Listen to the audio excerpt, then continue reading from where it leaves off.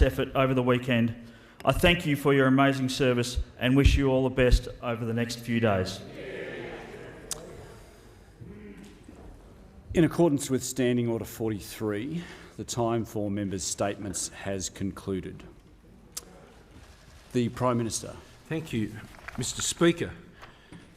I move that the House records its deep regret at the death on New Year's Day of the Honourable Sir Ansley Victor Garland, KBE, former member for Curtin, Minister in the McMahon and Fraser governments and High Commissioner to the United Kingdom, and place on record its appreciation for his service to Australia and offer its heartfelt sympathy to his family in their bereavement. Mr Speaker, Vic Garland was first elected to this parliament over half a century ago. He was a child of the Great Depression and the Second World War, an only child raised by parents of modest means, and it created in him the fuel for life. To work hard, not waste a minute, be useful, and then when your work is done, to be grateful. Strong Liberal values. At the University of Western Australia, Vic majored in economics and went on to qualify as a chartered accountant. He quickly got involved in the Liberal Party and in local community groups.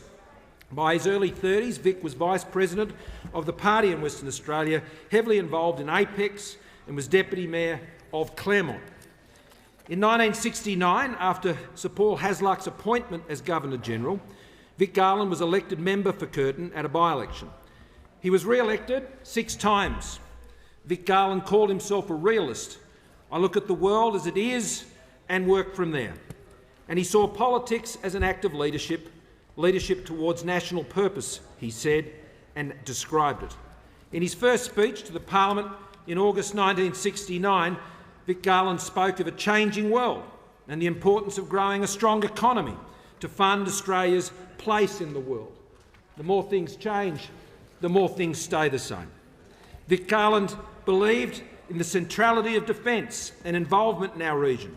As he put it, defence in its true meaning is not just guns, but also butter. Friends say Vic was a man who was simultaneously thoughtful and considered, yet had a sense of urgency.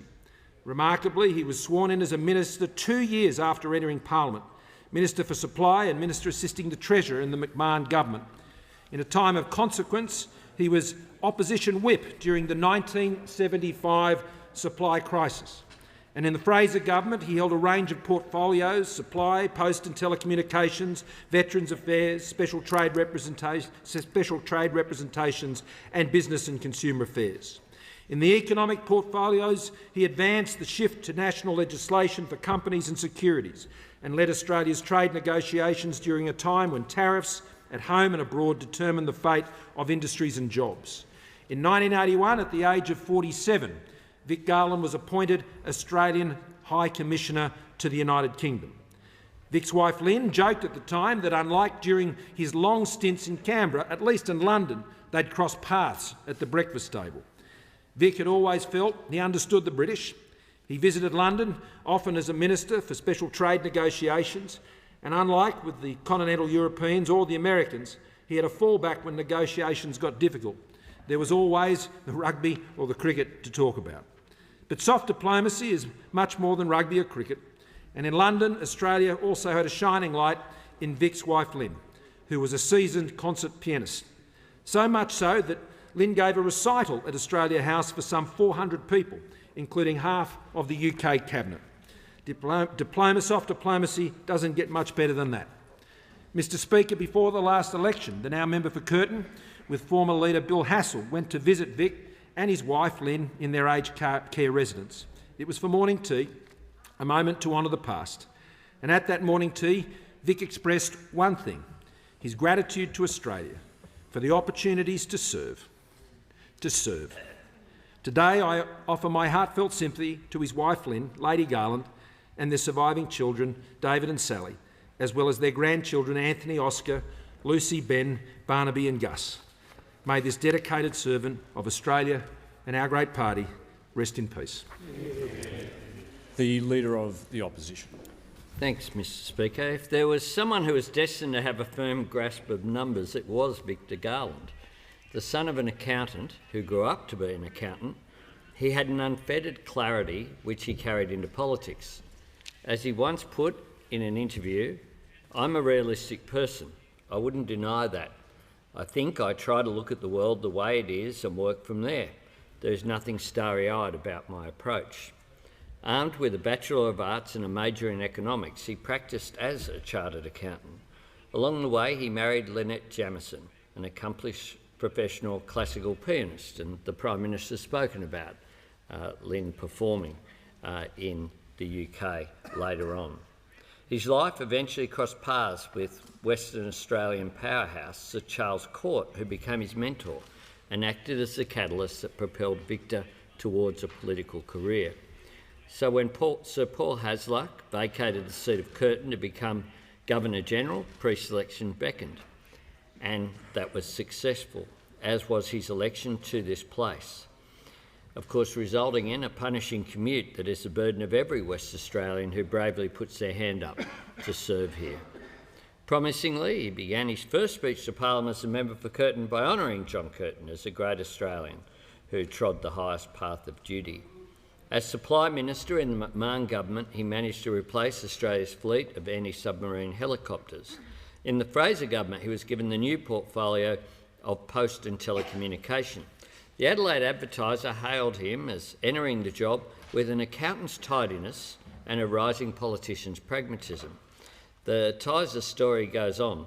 He admits he had taken only a marginal interest in the whole area of his new portfolio, but claims that he has never complained about his treatment by the ABC, almost a rare claim among politicians these days.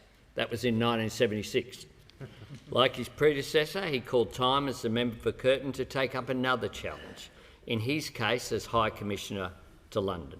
It was an appointment that ruffled some feathers, but Victor went and served Australia and got a knighthood along the way. Turn the clock forward to December 1983, at the end of his stint as Australia's man in London. You find the very picture of a man surrounded by challenges but still determined to absolutely represent Australia's interests. Sir Victor knew that even a relationship as special as the one that exists between Australia and Britain was one that needed careful tending. He stayed on in the UK, sitting on a host of boards and doing work spread over a wide area before, at long last, coming home to Perth.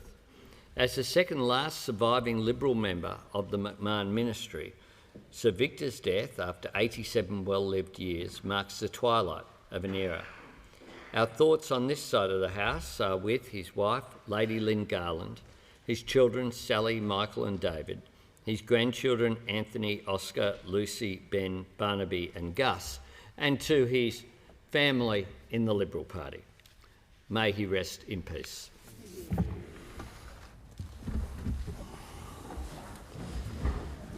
The question is that the motion moved by the Honourable the Prime Minister be agreed to. As a mark of respect, I ask all present to signify their approval by rising in their places.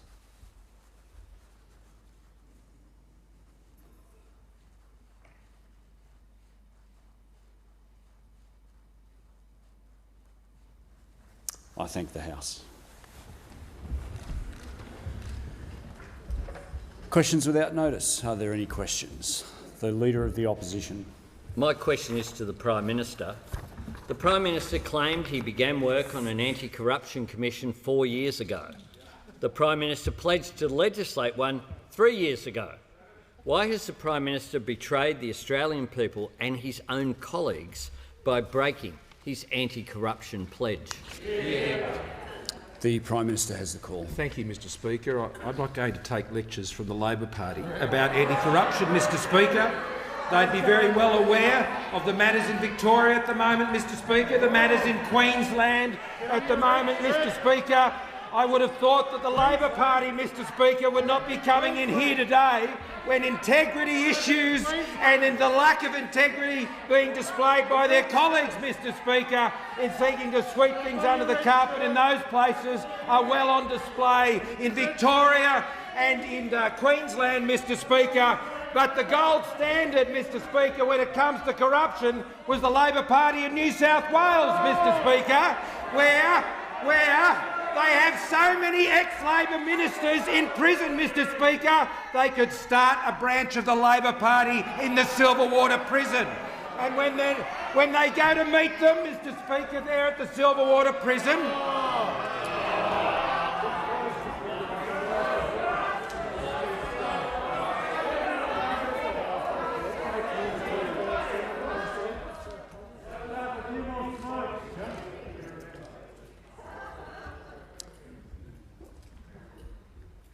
I think I only heard about half of that answer of the Prime Minister's because of the wall of noise that was coming on both sides.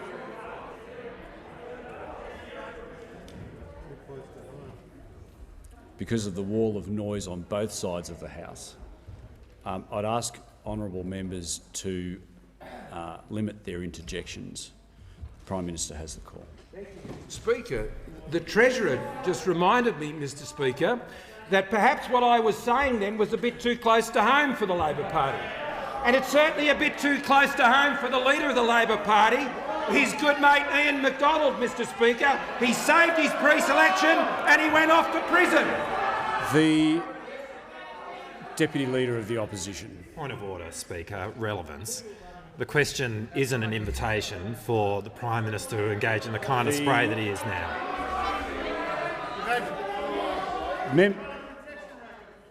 Member for Goldstein and the member for Rankin.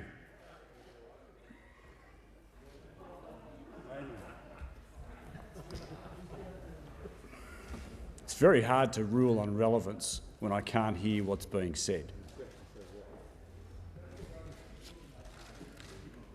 I don't need advice from members on my right. Thank you very much. So I simply can't rule on the issue of relevance when I can't hear the answer that's being said. That comment on my left, or more an expression than a comment, is disorderly when it's directed to the chair. If it was directed to the chair, I'll give who I think was the member the benefit of the doubt. Seems like someone has a guilty conscience when I didn't even point them out. The Deputy Leader of the Opposition. Mr Speaker, the question goes to the government's lack of action in terms of putting in place an anti-corruption commission at a federal level despite undertakings that they had made. Now, there's not a single word that the Prime Minister has spoken in his answer to this question, which has been going for 1 minute and 18 seconds, which goes to that. Not one word.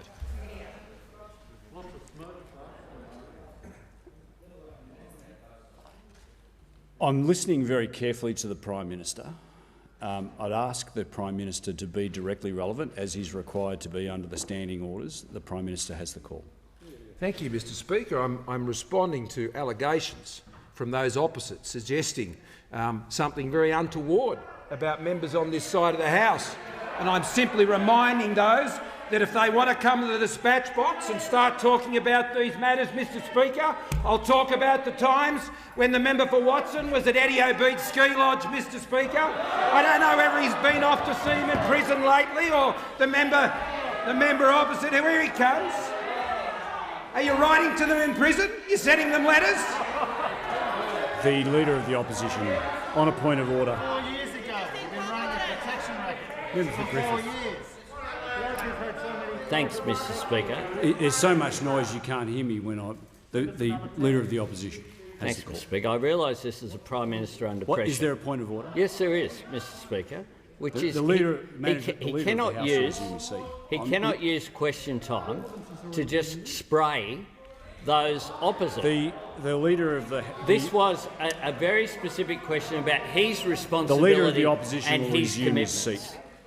What I am going to say to all members in the House is that it is extremely the use of words such as if they are directed towards a member of this House or a group of members of this House or a party that belongs in this House, and this goes on both sides, if it refers to corrupt conduct or corruption, or the commission of an offence like fraud, which I picked someone up on yesterday. These are unparliamentary remarks, and I will pull members up on them. I don't care what side they're from. They are unparliamentary remarks and they should not be used in the House. The Prime Minister has the call. Mr Speaker. Mr Speaker, the Leader of the Labor Party is happy to come in here every day this week and, Mr Speaker, cast slurs against me and members of the government. What I know about the Leader of the Labor Party is he can dish it out, but he can't take it, Mr Speaker. And if he hasn't got the strength of character to cop it, Mr Speaker, he should stop dishing it out. The Leader of the Opposition has already used his point of order on relevance. Is there another point of order? Yes, Mr Speaker. You're still going. Yes, The Leader of the Opposition... I say to the Prime Minister, I'm happy to give leave to have a discussion about anti-corruption and about our records the Leader of the Opposition will resume his seat. I don't need to hear from the Leader of the House. The Leader of the House will resume his seat.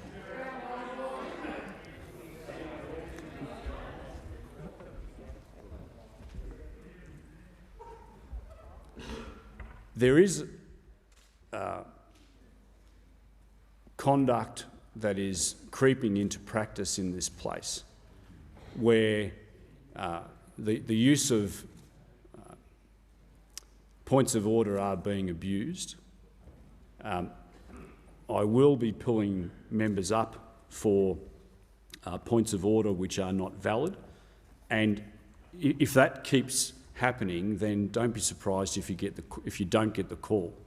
I'm trying my best to err on the side of caution and always give members that do rise to the dispatch box or otherwise the point of order, because that's, I think, a reasonable thing to do. But if that process is being abused, then there may be opportunities where you just simply don't get the call. I'm happy to hear from the Manager of Opposition Business. Mr Speaker, just briefly, because the context here does matter. Ministers now are, and it's within your rights as Speaker, but are now being allowed to travel much more widely than they've travelled for some years in their answers. If that happens, there will be a response. There will be. People will respond spontaneously. It will happen, and points of order will then be raised, because they will go to the order of the House when the House falls into disorder, which don't have to be on relevance. But the change in behaviour has happened directly at the same time that ministers have been given a much wider berth than has happened here for some years. Well, I thank the Manager of Opposition Business for that. One of the benefits of Christmas break is an opportunity to read Hansard. And I don't think there's been a significant change in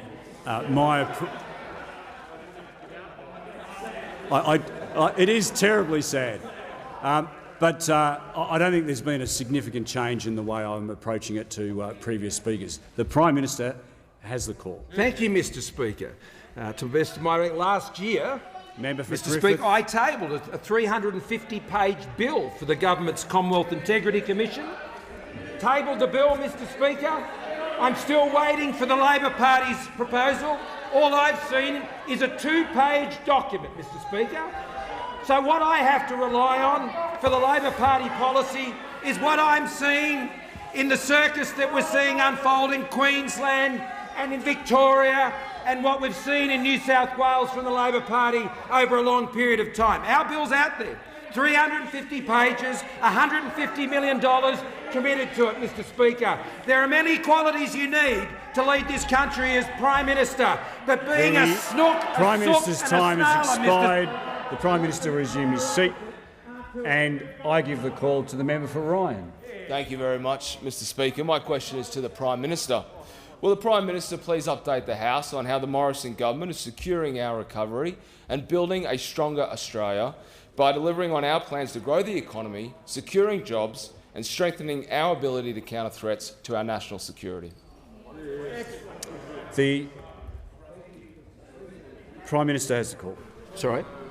I thank the member for his question, and I thank him for his contribution to the Brisbane City Council, because he would know, as a former treasurer of that council, how important it is to manage the nation's finances well, which through this pandemic Australia has retained our AAA credit rating, having one of the strongest economies to merge through this pandemic and set Australia up for the future. And that is demonstrated by the fact, Mr Speaker, that unemployment has fallen to 4.2%. And our goal is to achieve unemployment below 4% with a 3 in front of it this year, Mr Speaker, something that has not been achieved in this country for some 50 years. And, Mr Speaker, people getting in jobs changes lives, and that's why it's such an important part and the focus of our national economic plan. 1.7 million jobs have been created under this government, Mr Speaker. Mr Speaker, the unemployment rate has fallen for young people to less than 10%, the lowest rate since 2008. And 1 million more women are in jobs, Mr Speaker, as a result of the policies that have been pursued, the economic policies and the strong financial management of this government. Now, Mr Speaker, that national economic plan about lowering taxes, cutting red tape, secondly, investing in the skills and the infrastructure Australia needs to grow, skills which now see 220,000 trade apprentices in training, the highest level in Australia's recorded economic history since 1963, affordable, reliable energy, Mr Speaker, where we hit our targets for emissions reduction through technology, not the taxation approach favoured by those opposite, Mr Speaker, adopting emissions reduction targets that will cost jobs and put up electricity prices, Mr Speaker. Under our record, electricity prices have fallen by 8% over the last 2 years. Under the Labor Party, they went up by more than 100%. Mr Speaker, a top 10 digital economy by the year 2030 and a sovereign manufacturing capability in this country. We remember under the Labor Party, 1 in 8 manufacturing jobs were lost. But, Mr Speaker, a strong economy allows you to stand up for Australia and for our values in a world where we face foreign interference and coercion. You will not find our government, Mr Speaker, looking to appease those who would seek to coerce Australia. The Leader of the Labor Party, Mr Speaker, said he's happy to trade away and ask China to accept some, Mr Speaker, and stand by some of their coercion. The Leader of the Opposition on a point of order. Yes, Mr Speaker. These are serious issues regarding national security, and the Prime Minister should not make... The Leader of the Opposition... The Prime Minister should not be allowed... I'm sorry, I can't hear. Members on my right, I cannot hear the point of order that is attempted to be made. The Leader of the Opposition, I can't hear what your point of order is. Thanks, Mr Speaker. It goes to the Prime Minister making a serious allegation across the chamber, and he shouldn't be permitted to use question time to just make things up.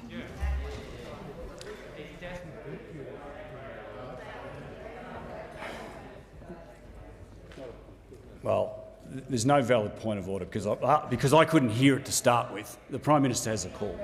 Speaker, those who are seeking to coerce Australia and our region, Mr Speaker, do not want to see this government re-elected. They don't want to see us re-elected, Mr Speaker. They know who their candidate is in this election. It's the Leader of the Labor Party.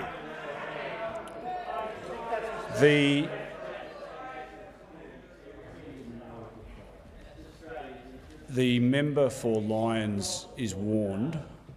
The member for Watkins. The member for McMahon, I'm sorry. Thank you. Thanks, Mr Speaker. My question is to the Prime Minister.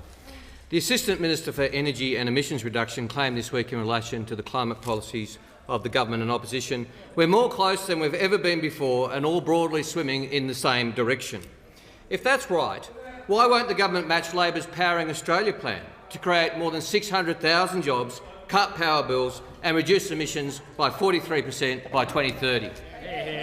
The Prime Minister. Thank you, Mr Speaker. Because Labor policies put up electricity prices, Mr Speaker. Because Labor policies on emission reduction, Mr Speaker, closed down manufacturing. It closes down the resources industry, Mr Speaker. It takes away people's livelihoods, Mr Speaker. They adopt targets, Mr Speaker, that they can't achieve by simply pursuing technology targets, and they have to pursue it by putting up the cost of electricity on households and on businesses and drive people out of jobs, Mr Speaker. That's why we don't adopt the Labor Party's policies. Under our policies, electricity prices have fallen by 8% over the last Members few on my years. left. Mr Speaker, the policies of the Member Labor for Party Griffith. that they would like us to adopt, last time they had those in place, Mr Speaker, electricity prices more than doubled by over 100%. So no, Mr Speaker, the Libs and the Nats are not going to be adopting the Labor Party's policies on emissions reduction, because the Labor Party's policies on emission reduction are the same as the policies of the Greens, Mr Speaker. And how do I know that, Mr Speaker? We know it from the Leader of the Greens himself. The Leader of the Greens knows that if the Leader of the Labor Party were to become Prime Minister of this country, he would be answering to the Leader of the Greens when it comes to climate policy. So if you're living up there in the Hunter, if you're living out in the Latrobe, Mr Speaker, if you're up there in the Northern Territory or the resources industry in Western Australia, if the Labor Party seeks to form a government after this election, they'll be doing it with the Greens, and they'll be putting up the electricity prices, and they'll be selling out the blue-collar jobs of this country. Just before I call the member for Wide Bay, once again I'm going to have to make a general warning. I'm looking at some of the members that are principally responsible, but I'm issuing a general warning. So don't be surprised if you get ejected under 94A if you keep going. The member for Wide Bay. Thank you, Mr Speaker. My question's to the Deputy Prime Minister. Will the Deputy Prime Minister please outline to the House how the Morrison-Joyce government is delivering infrastructure projects and creating jobs in the regions through programs like the Building Better Region Fund? Is the Deputy Prime Minister aware of any alternative approaches? The Deputy Prime Minister has the call. Mr Speaker, I thank the honourable member for his question and note that I was with the honourable member in his electorate recently, and one of the great things of the Community Development Grants program was the Katie Rose Cottage Hospice at Wide Bay. An incredible job they do there with people at the last part of their lives and having their family around them. An incredible thing. We want to commend them.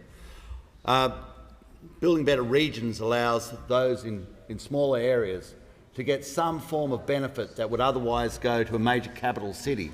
By its very nature, Mr Speaker, a major capital city can have the Western Sydney Airport, which so many people are beneficiaries of. But if you live at a place such as Mergen in the seat of Wide Bay, you actually need something vastly more targeted. And Building Better Regions allows that form of targeting to these people so that they can get projects which are so important to them.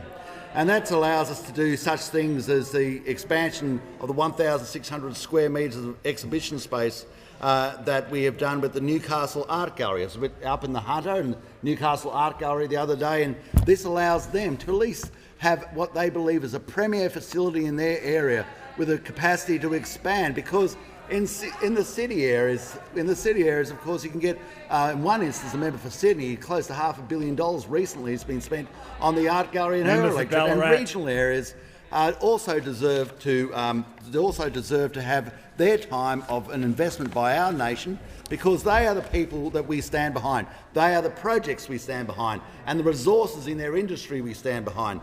Now, Mr Speaker, I hear the interjections from the member for Ballarat, who obviously wants to lead the charge to get rid of these projects. She believes they're a rort.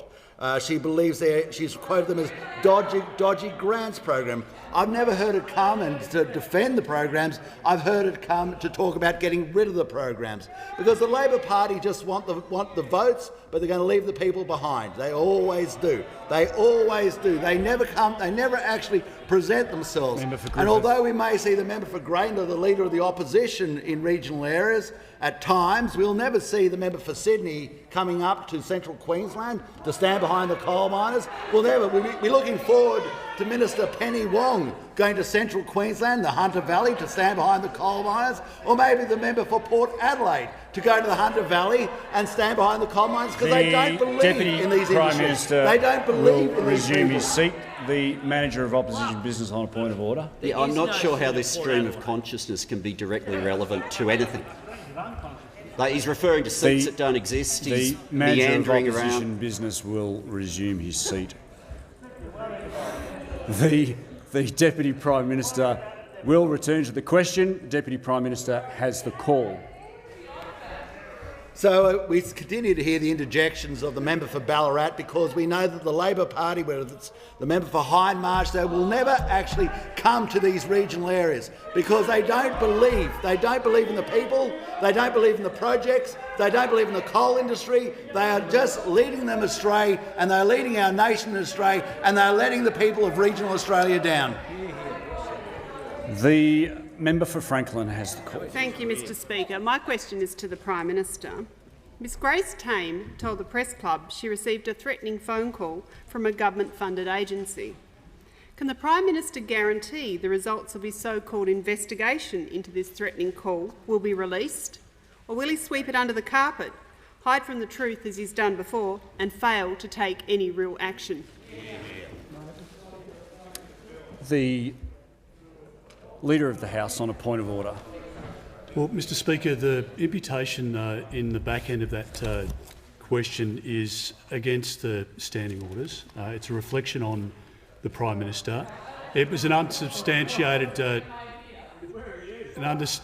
Mr Speaker, it was an unsubstantiated flourish, which might have sounded okay in the tactics meeting this morning, but it's against the standing orders and it should be ruled out of order. The Leader of the House. I'm sorry, the Manager, of the Opposition Business. Thanks, Mr Speaker. Just to the point of order, the question asks, will the Prime Minister release, or will he, in the alternative, follow a different path? It's for the Prime Minister in his answer to make clear which he'll do. If the Leader of the House is wanting to argue, as I think he just did, that there's no occasion where the Prime Minister's ever swept something under the carpet, then I think we're pretty much in the land of irony.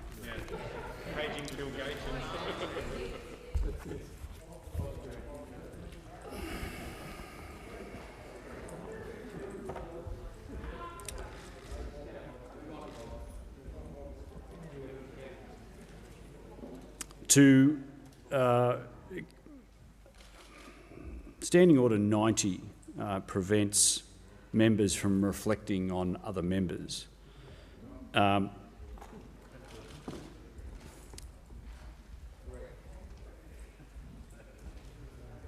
going to allow the question. Whilst it's sailing close to the wind, I think it is in order, and I'll give the call to the Prime Minister. Thank you, Mr Speaker.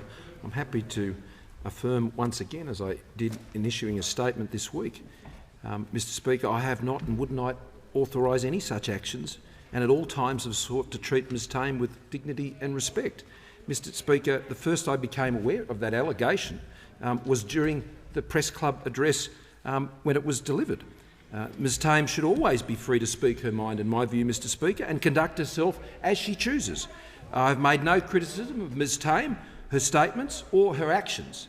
While Ms Tame has declined to name the individual, I would at least invite her to advise the government which government-funded agency she is referring to. The Australia Day Council has issued a statement saying they have no knowledge of any such interaction, and would be pleased to pursue the matter, Mr Speaker, if we had some knowledge of even the agency that has been referred to. Those comments were not made. I can't establish them. They were not made on my behalf, nor would they ever would be, and they were not made with my knowledge in any way, shape or form, or by my office.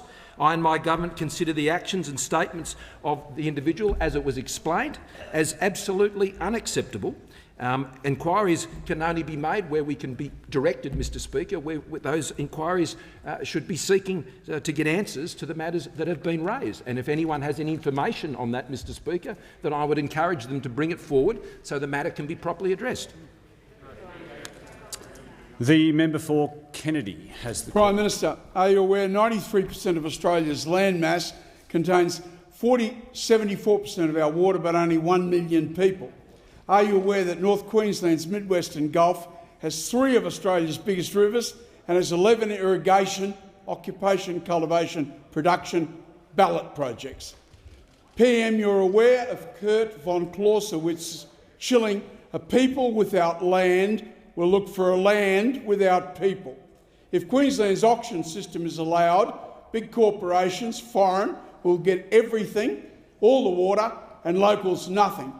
Prime Minister, will these 11 projects based on the Griffith Emerald Mareeba experience take 300,000 people from big city slumland into a prosperous golden future? Has expired. The Prime Minister has the call. Mr Speaker, and I thank the member for Kennedy for his question and his strong commitment, Mr Speaker, to, in particular, the Hewenden Irrigation Scheme that he and I share a great passion for. Not just that scheme and its impact for the northwest of Queensland, Mr Speaker, but the Copper String project, which is also absolutely vital to unleashing the considerable economic potential of that region. The Hewenden Irrigation Scheme, the dam would hold in the order of 200,000 megalitres that will unlock up to 10,000 hectares of diversified crops on the southern side of the Flinders River, and we're looking forward to receiving that business case next month. But as the member and I only discussed this week, as we do on many occasions, we need the Queensland Government to support this project.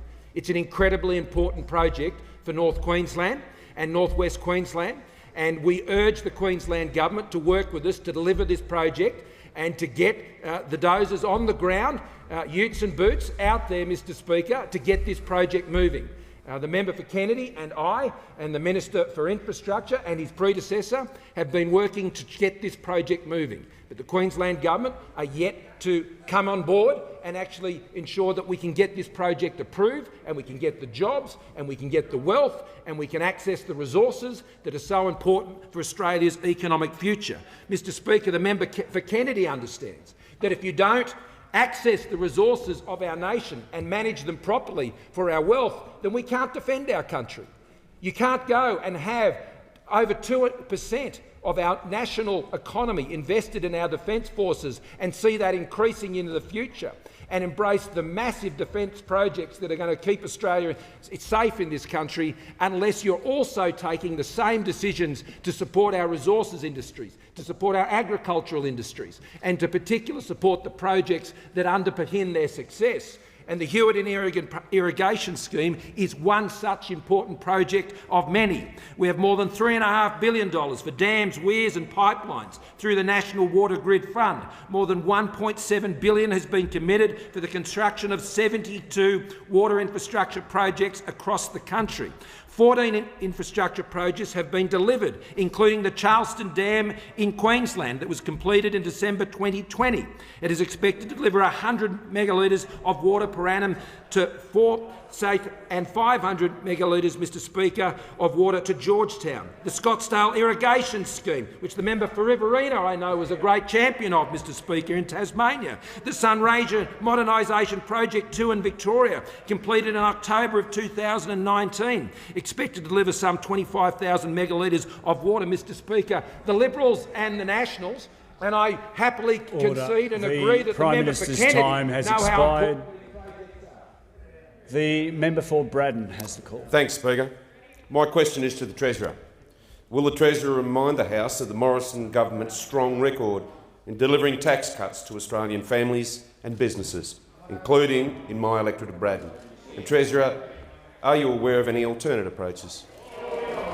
The Treasurer has the call. Well, Mr Speaker, I thank the member for Braddon, acknowledge his experience as a farmer, as a soldier, and committed to lower taxes, including for 40,000 of his constituents who are getting a lower getting tax relief as a result of policies pursued by this side of the House. Now, Mr Speaker, at every turn we've sought to cut taxes. It's been a real priority for this government.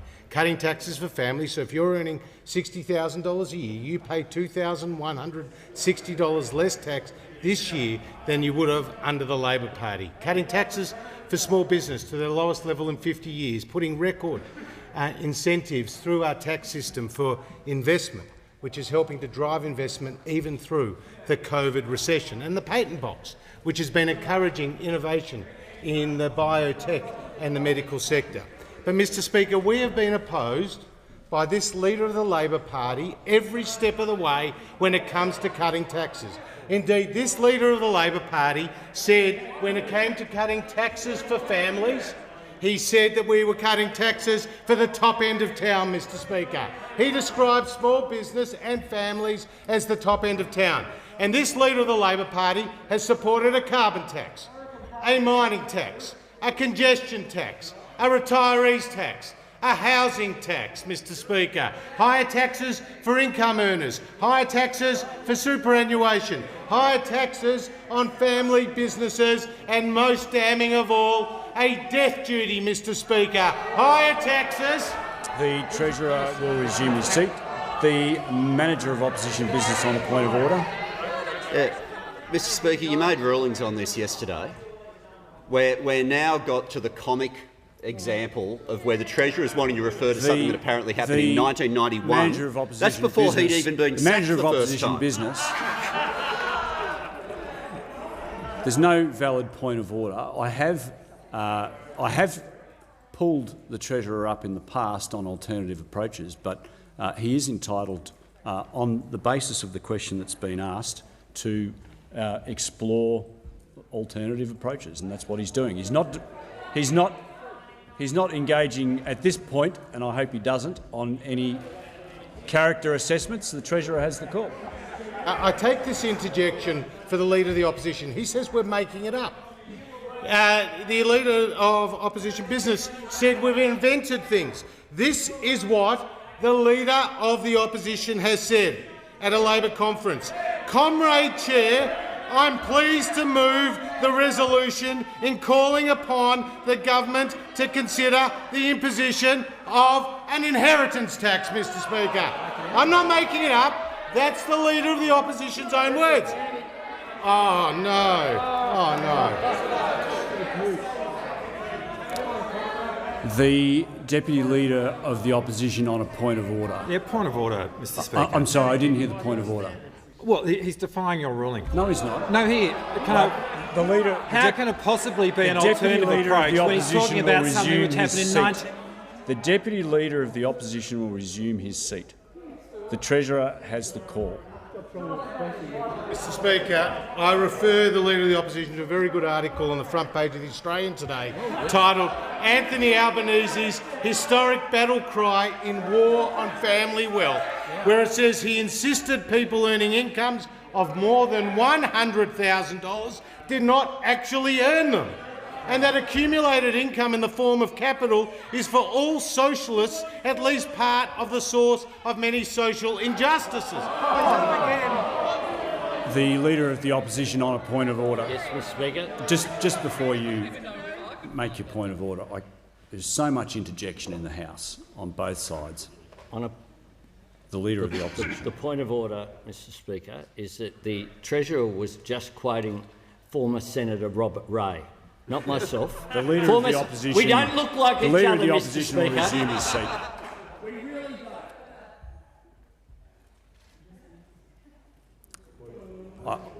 The Leader of the House. Mr Speaker, I just refer to the earlier ruling that you made about the abuse of this process by the opposition of points of order. When, Mr Speaker, there is no point of order, it's an opportunity to either re-prosecute or to put some new fantasy into the debate. And by defying your rule, Mr Speaker, makes it very difficult for us, because we're happy to hear a point of order on relevance, which is within the standing orders. There's the ability to ask one point of order on relevance, and that's it. And so far we've had 3 contributions, none of which have been within the standing orders, and I seek your advice as to how on earth we can stop this blatant abuse and the glass jaw that's constantly on display. The leader of the opposition. I also seek your advice when the Treasurer is actually using a quote from someone else and purporting it to be from me. If it's allowed to stand, if it's allowed to. The Leader of the Opposition will resume his seat. If the Leader of the Opposition considers that he's being misrepresented, then he has an appropriate. Then he has an appropriate way of dealing with that. As I've previously said, no, a member can't say anything he or she wants. But I'm not an arbiter of fact. The Treasurer has the call. Mr Speaker, Order. This Leader of the Opposition stands for higher taxes, he stands for death duties, and that's why the member for Fenner, hiding away in the back, has said, and I quote, the Albanese supporters were known as the Bolsheviks. The Leader of the Opposition. Thanks, Mr Speaker. And I won't ask about my Year 6 history essays. My question is addressed to the Prime Minister.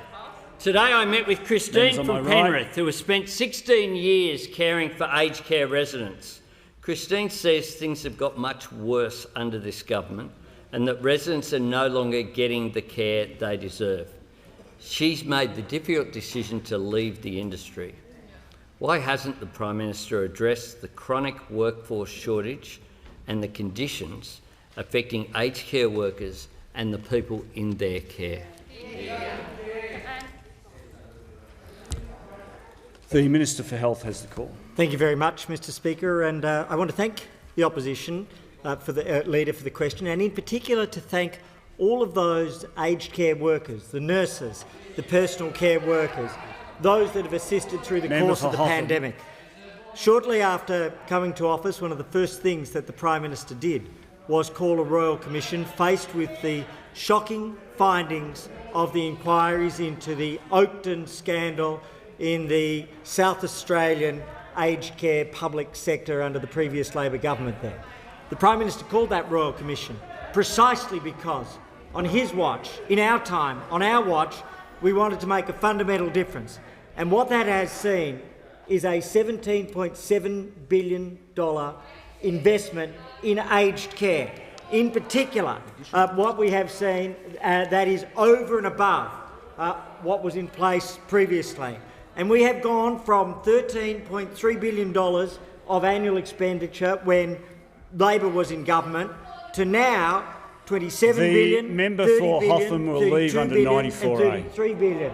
So a $20 billion Member increase for Mitchell. in aged care investment and expenditure. And what that leads to in particular is that in response to the Royal Commission, we have put in place 80,000 additional home care packages and 40,000 in 21-22 and 40,000 in 22-23. $6.5 billion over 4 years. $798 million to support informal carers, $272 million to connect senior Australians to aged care services, in particular in residential accommodation facilities, $7.3 billion over 5 years from the current year, currently being held up in the Senate by the ALP.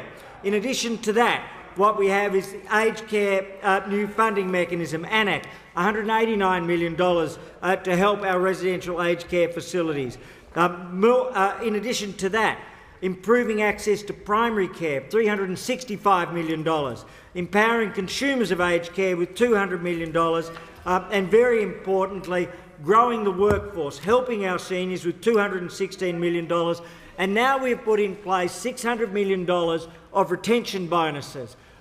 We've announced $800, the fourth such bonus for those workers that have been serving through the pandemic, those workers that have helped lead to an outcome which has saved countless lives by comparison with countries around the world. One of the lowest rates of loss of life in aged care. Each life lost has been an immense sadness to the families affected. But because of the work of our aged care workers, we have saved thousands of lives. We thank them and we honour them. The member for Fairfax has the call. Thank you, Mr Speaker. My question goes to the Treasurer. How is the Morrison government's strong and decisive economic management throughout the COVID-19 pandemic ensuring the Australian economy will respond strongly, recover strongly by international standards? And is the Treasurer aware of any alternative approaches that may jeopardise this recovery? The Treasurer has... Thank you, Mr Speaker, and I thank the member for Fairfax for his question.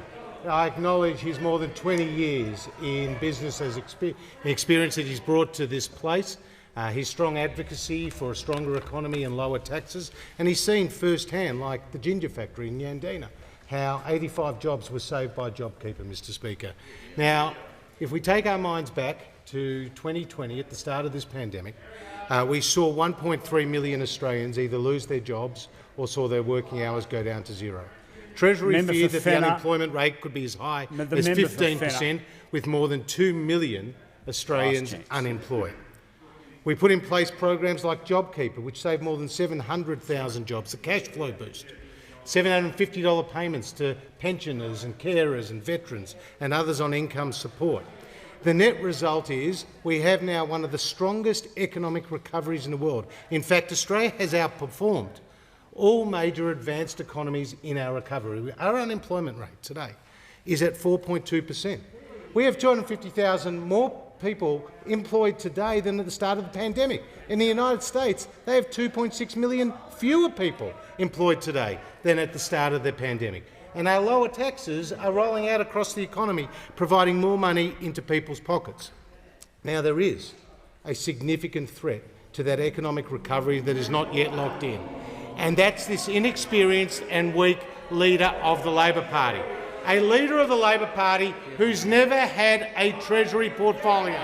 A leader of the Labor Party who attacks our tax cuts for families as being for the top end of town. And a leader of the Labor Party who is too weak to take on the unions and the Greens. Now, he does have an economic recovery plan. It consists of a national driver's licence, Mr Speaker.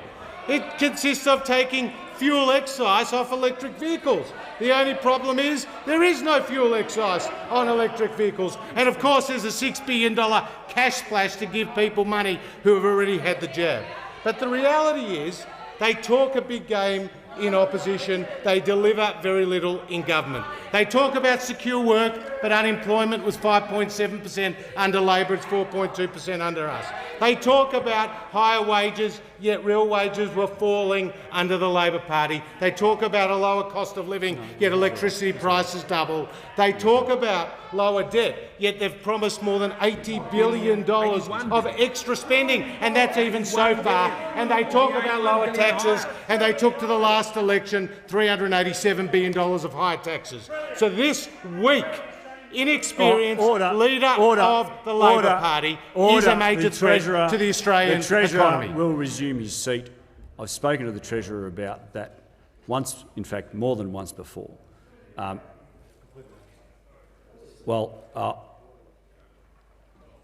have spoken to the Treasurer about that. I don't want it repeated again, please. The Leader of the Opposition. Speaker, raise a point of order on disorderly conduct. You have raised that before. The Treasurer knew that that was contrary to your ruling, said it anyway. At the very least, he should be asked to withdraw. Yeah, it's a character assessment that I have picked the Treasurer up on the past. I will continue to do it because the question is very simple. He's asked to comment on alternative approaches. It doesn't give him free rein to make a gratuitous character assessment. As I said yesterday, the Treasurer will return to the dispatch box and withdraw that. I don't want you to repeat it, as has often been done by another member in this House, and has been done by other members. And I just want to say something on that. When a member of this House is asked to withdraw a comment, I'm going to take a very dim view if the member takes that opportunity in some smart way or half-smart way to repeat the offence. So I will take a very dim view if that's done again, and I think the member knows exactly who I'm talking about. The member for Cooper. My question is to the Prime Minister. Today, the Shadow Minister met with Christine from Penrith, who has spent 16 years caring for aged care residents. Christine says things have got much worse under this government and residents are no longer getting the care they deserve. She's made the difficult decision to leave. Why hasn't the Prime Minister addressed the chronic workforce shortage affecting aged care workers and the people in their care?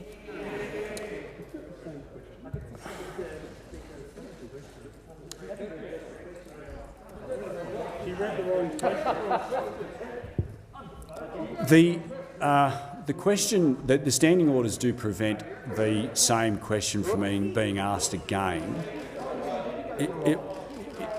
Well, it certainly seemed identical.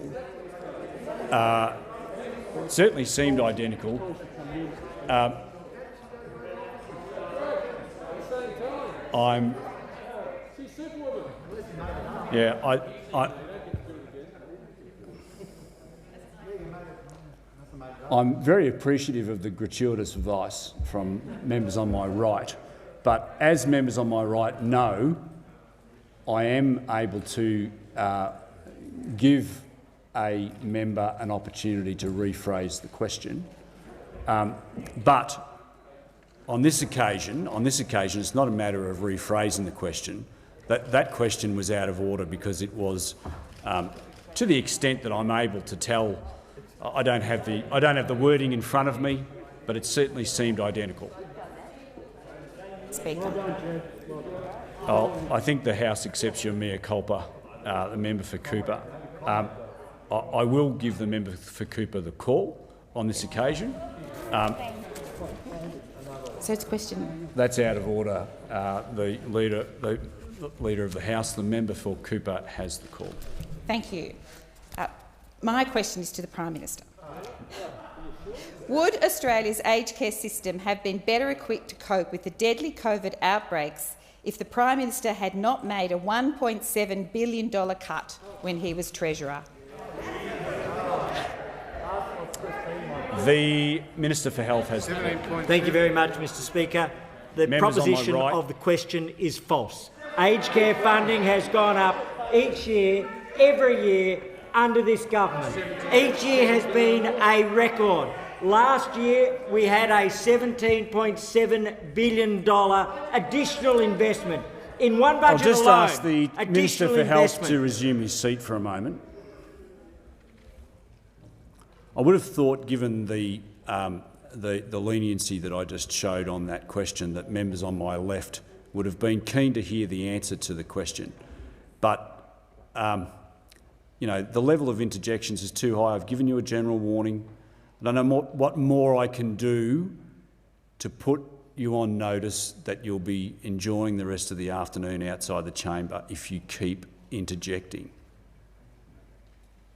I don't enjoy throwing people out. You work so hard, everybody works so hard to get in here. I don't know why people are so keen to get thrown out. The Minister for Health has the call. Each year, every year, under this government, funding has gone up to record levels in aged care. No person in Australian history has invested more money in aged care and overseen greater reform in aged care than this Prime Minister. He was the one who went where Labor was afraid to go and brought in a Royal Commission into aged care, following the scandal of Oakton in a public aged care facility in South Australia under the previous Labor government, a scandal which should lead to absolute shame on the opposition benches, but about which they seem to have airbrushed it from their memory. But as a consequence, the Royal Commission called out historic neglect, called out an intergenerational challenge that this country has faced. And the response has been an investment going from $13 billion, increasing now, as we see it, to $27 billion, to $30 billion, to $32 billion, to $33 billion. A $20 billion increase from when Labor was last in government to the end of the current forward estimates are going to be increased in this year's budget. And as part of that, what we have done in particular is put in place absolutely vital aspects of higher care. And that includes actions which have passed this House to put in place greater screening for workers. And these are being blocked. These measures to protect aged care residents are being blocked in the Senate right now by Labor. They are standing in the way of protection for older Australians.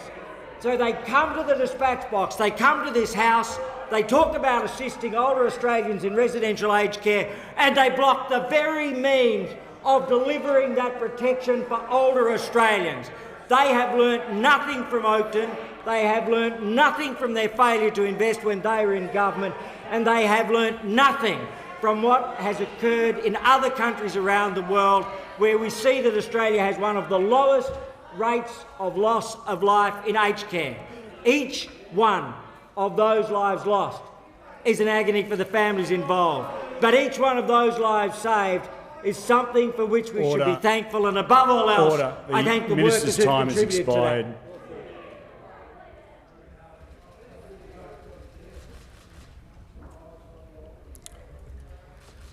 I know we're all tired.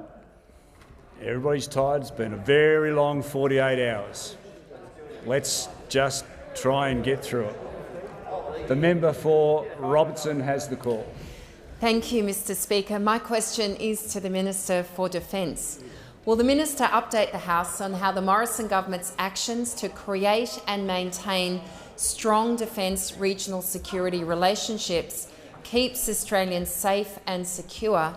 And is the Minister aware of any alternative approaches? The Minister for Defence has the call. Thank you very much, Mr Speaker. I want to say thank you very much to the honourable member for her question and for the support that she provides to veterans in her local community. Mr Speaker, we know that our nation is facing the most complex and potentially catastrophic regional security environment since the Second World War.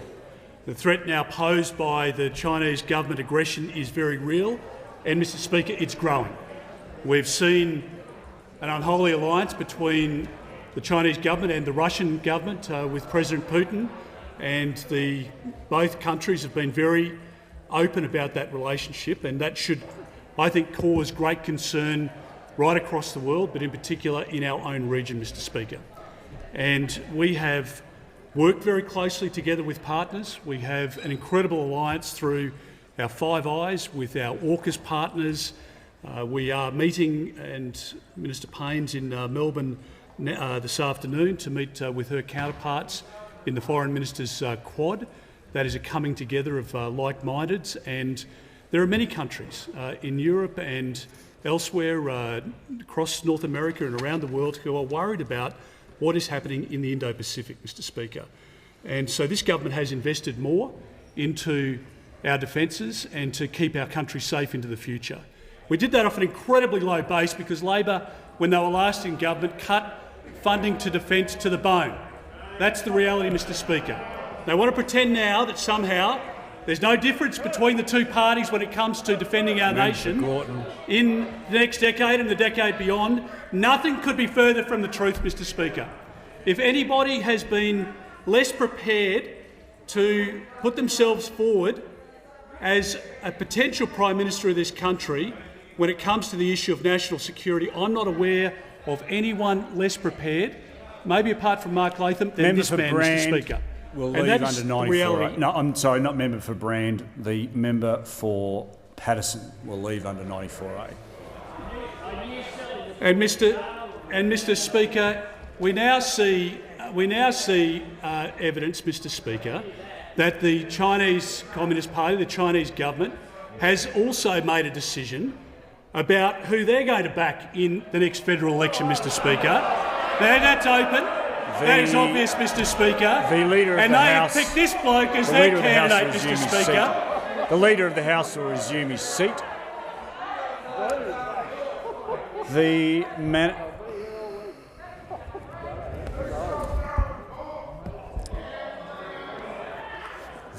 Manager of Opposition on a point of order.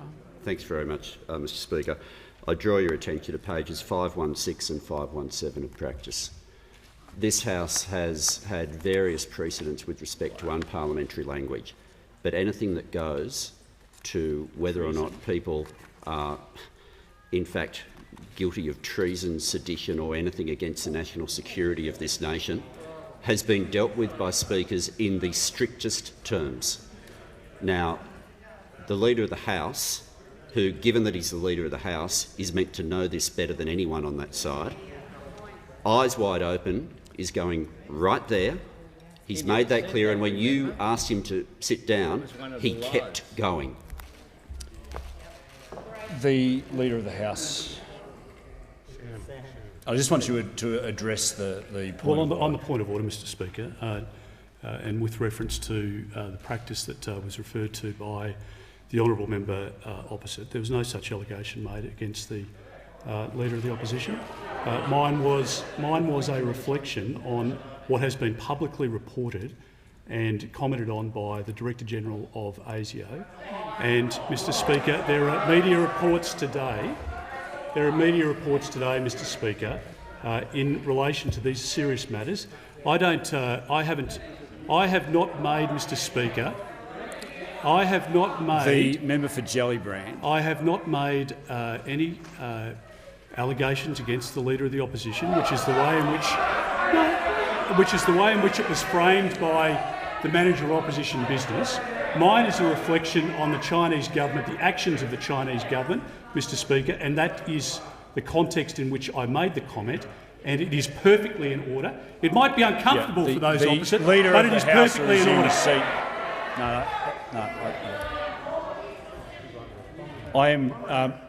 I'm very familiar with the provision that the Manager of Opposition Business refers to on page 517. In fact, I spoke about it in question time today, about references to corruption, deliberate dishonesty, etc. And the previous speakers have ruled on things such as sedition and treason.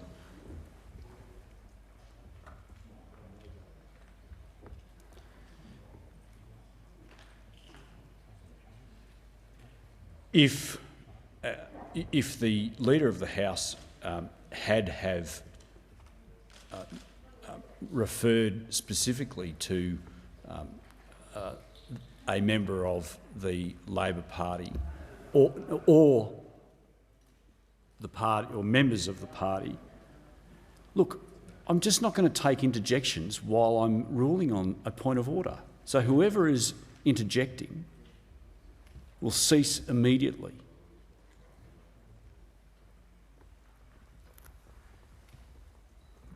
Part of the problem in this role is when the level of interjections are so high, I can't hear exactly what is being said. Now, I didn't hear the Leader of the Opposition say anything that would have offended this particular, the Leader of the House, that would have offended this provision, or the way that the House has dealt with these issues of inappropriate or alleged inappropriate conduct. So I'm going to give the call to the Leader of the House. I'm going to listen I'm going to give the call to the Leader of the House. I'm going to give the call to the Leader of the House. The Leader of the Opposition can resume his seat. I'm going to listen very carefully.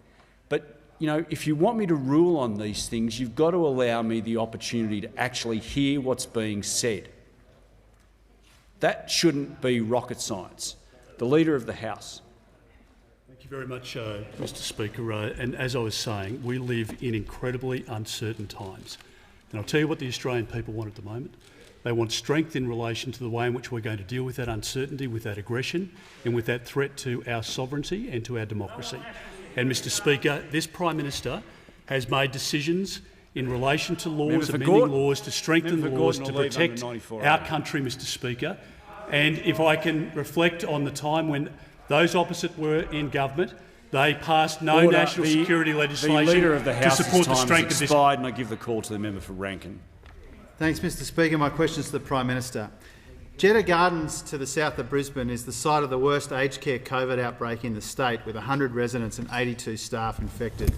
According to reports, a resident was taken to hospital after falling from a second-floor balcony on February 2 when she didn't receive her pain medication.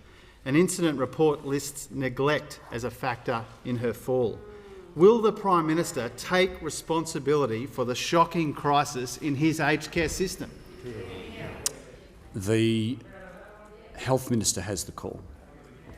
Thank you very much, Mr Speaker. In relation to this case, this has been referred to the Aged Care Quality and Safety Commission.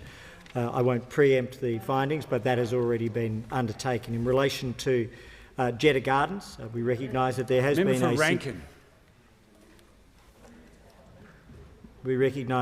been a significant outbreak, and the actions taken by the Department of Health and the government include a Department of Health case manager put in place, the Metro South Pacific Health Unit, nurse navigator allocated, Aspen Clinical First Responder, Older Persons Advocacy Network engaged, the Aged Care Quality and Safety Commission engaged, the Surge Workforce of Aspen, 1 lead, 4 resident nurses, 2 personal care workers plus 1 Healthcare Australia worker. The Community Business Australia engaged. We've had additional security put in place, and in particular the Aged Care Quality and Safety Commission has mandated a nurse advisor support for training, and sonic pathology has been in place periodically since the 7th of January. As early as the 7th of January, a notice to agree was put in place by the Aged Care Quality and Safety Commissioner. In addition to that, we have 15,120 P2 or N95 respirators which have been provided, 7,600 gowns, 36,000 gloves, 3,000 protective goggles and 5,580 rapid antigen tests. All of these have been put in place as part of the process to ensure that there is a rapid response. In terms of the individual, I would be very happy to provide the details to the House once the Quality and Safety Commissioner has completed her investigation. I know in particular that the Commissioner has taken this and other cases around the country very seriously. There have been over 19,000 site visits or reviews by the Commissioner over the course of the last 2 years, and this has been one of the important actions which has been put in place. Indeed, the Commission was established by this government. In addition to the Royal Commission, a permanent standing Aged Care Quality and Safety Commissioner, funded, expanded under this government, under the leadership of the Prime Minister, and this is something which we regard as a critical and fundamental role. And so again, I want to thank all of the nurses, all of the personal care workers and all of those who have helped Australia have one of the lowest rates of loss of life in aged care.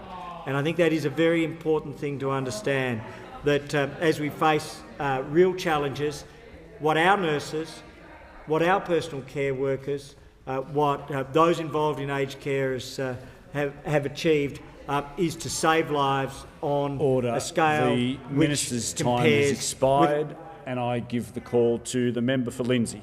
Thank you, Mr Speaker. My question is to the Minister for Home Affairs. Will the Minister please update the House on how the Morrison government is keeping Australians safe in an increasingly complex threat environment, and especially the steps we are taking to counter violent extremism in all its forms? The Minister for Home Affairs has the call. Well, thank you, Mr Speaker, and I thank the member for her question, and I thank her for the dedication that she has shown to make sure that her community remains safe and secure.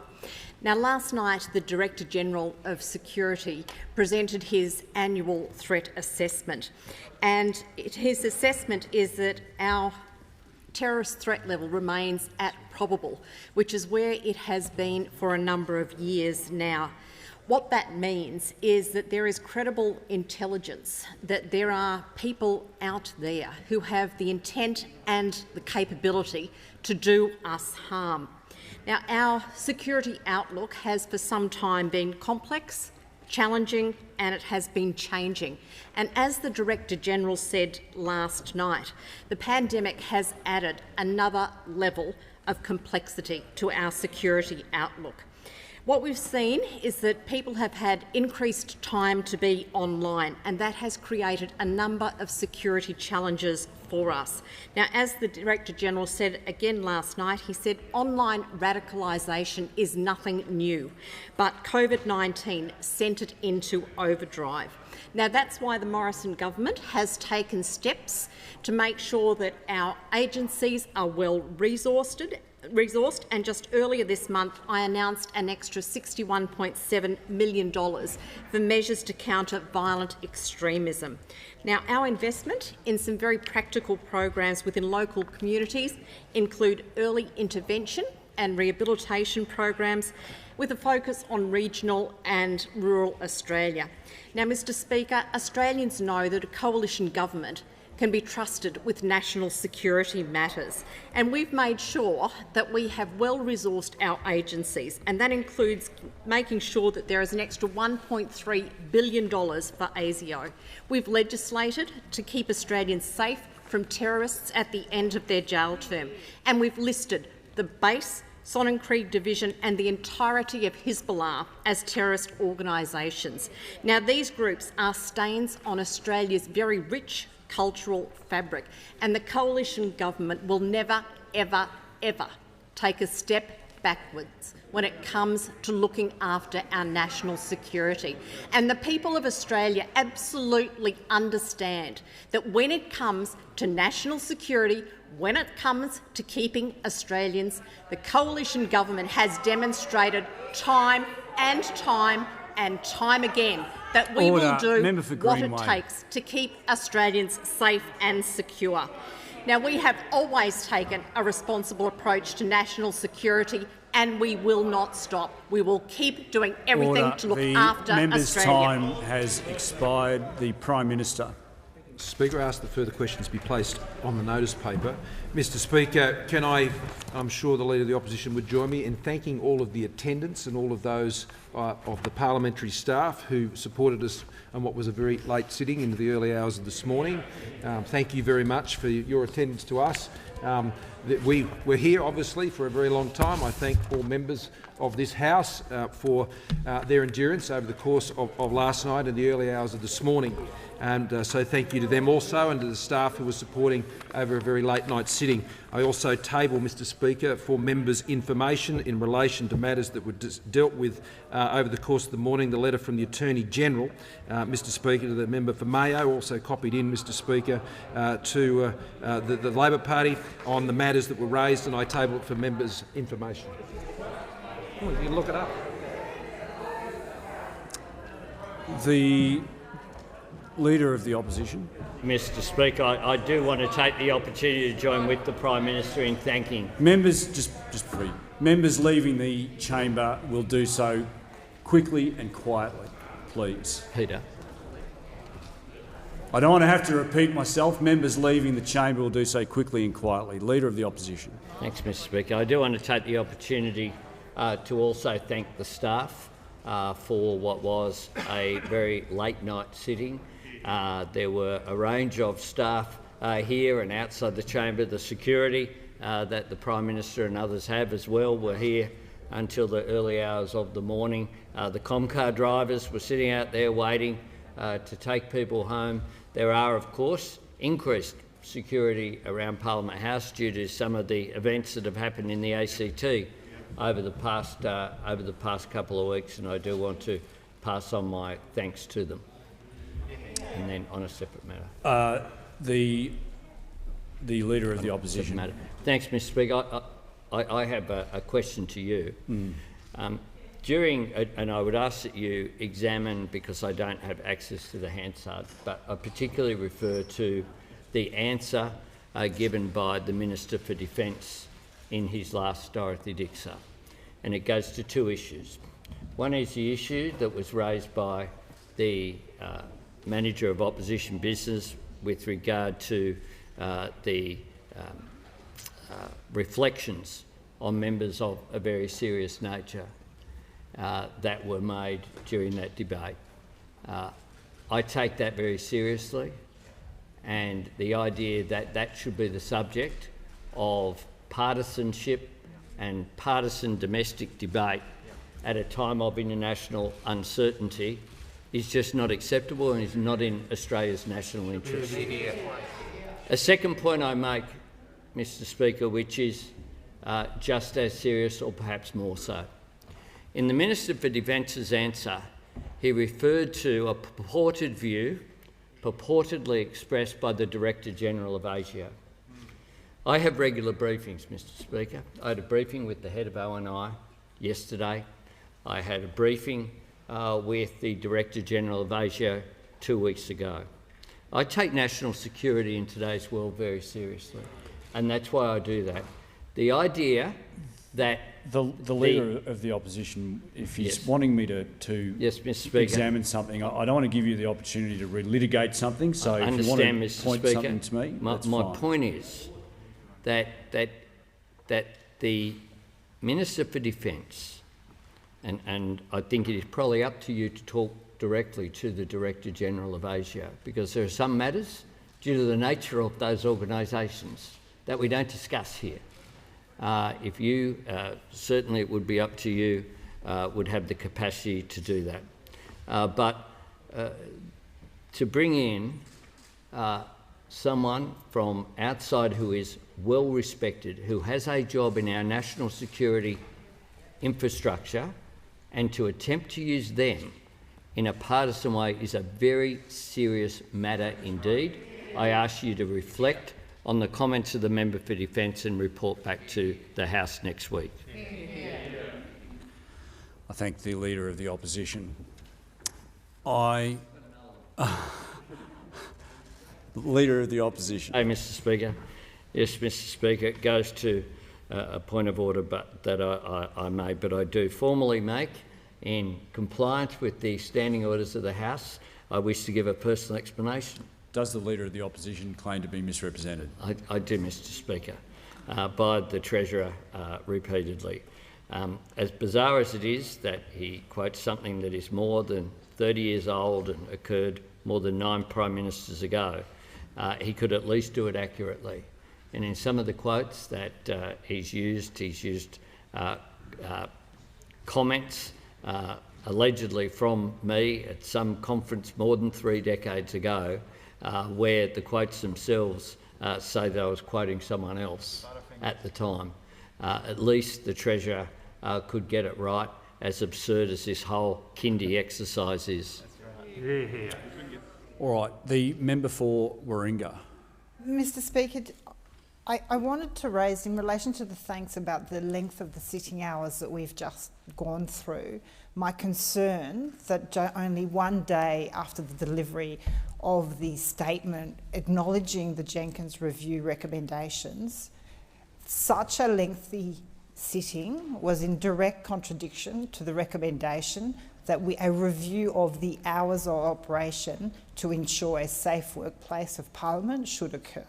And I would ask that that be noted, because I strongly believe it was disrespectful of all staff in Parliament House to insist upon a sitting to 4:40 in the morning. Well, the member for Warringah's concerns are noted. I'm not sure what I can do about that, but other than to say your concerns are noted, and you might want to take that up with others other than me. The member for Melbourne has the call. Thank you, Speaker. I seek to make a personal explanation. Does the member for Melbourne claim to be misrepresented? Yes, I do, Mr Speaker. During question time, the Prime Minister said the Labor Party's policy on emissions reduction are the same as the policies of the Greens. How do I know that? We know that from the Leader of the Greens himself.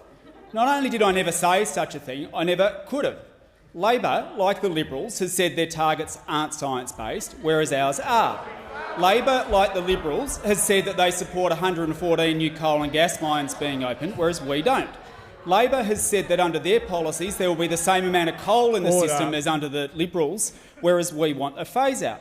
Labor has said that coal will continue to be exported and mined in the 2050s, whereas we want a moratorium. Labor in this place has voted with the Liberals to open up the Beetaloo gas basin, including using public money for it, whereas we opposed it. If the Prime Minister were to be at all truthful, instead of being misrepresenting, he would have said that Labor's embrace of coal and gas puts them far closer to the Liberals than it ever does to us. Member for Chifley. Speaker, just following on from the member for Warringah's recommendation to consider in light of the Jenkins report, and the others opposite, talk about family values and family work hours. I would urge you, Speaker, if you could, to consider as a joint head of Department of Parliamentary Services, we had a lot of people here working behind the scenes, affecting their own ability to keep contact with their families, that were kept here for long hours, and there is a responsibility by, if I may say, not disrespectfully, by yourself and the President of the Senate to keep tabs of those working hours, given what has been recommended. And we have now in a situation where, after all those hours and all that effort, that legislation we were here till nearly 5 a.m. is not going to be even considered by the Parliament. All for nothing. Well, I thank the member for Chifley. I'll take the matter under consideration, but I still come back to, I think it's a matter for the task force more than the Speaker of the House. But I don't think anyone wanted to, or very few of us wanted to be working till 5 o'clock this morning. But anyway, let's move on, shall we? I present the reports on the Commonwealth Ombudsman's